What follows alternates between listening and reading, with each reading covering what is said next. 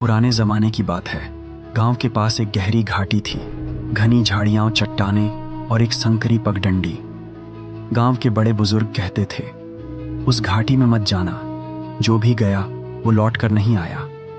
एक दिन गांव की छोटी लड़की चिंकी अपने दादाजी के साथ पगडंडी पर चल रही थी, हाथ में झोली जिसमें कुछ गेहूं के दाने थे बोने के लिए। रास्ते में दादाजी ने रुककर कहा, चिंकी, इस मोड़ से आगे कभी मत जाना, इस घाटी की हवा भी रास्ता बदल देती है। चिंकी ने सहम कर सर हिलाया।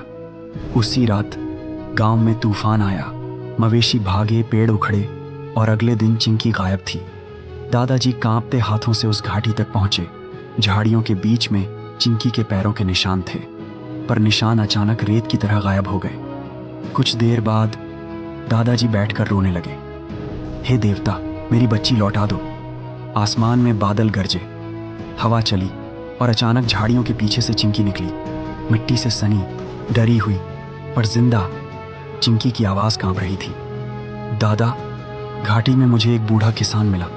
उसने कहा, ये बीज ले जा, अपने गांव में बो देना, पर जल्दी भाग, वरना तुझे भी घाटी रख लेगी। दादाजी ने वो बीज लेकर गांव के कुएं के पास बो दिए। कुछ ही हफ्तों में वहां हरियाली उग आई, पानी का सोता फूट पड़ा।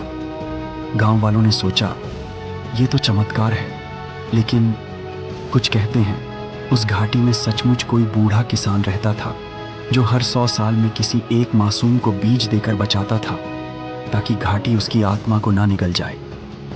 आज भी उस पुराने गांव में कुएं के पास एक पेड़ खड़ा है और हवा से आवाज आती है, बचाना है तो किसी को देना भी पड़ेगा।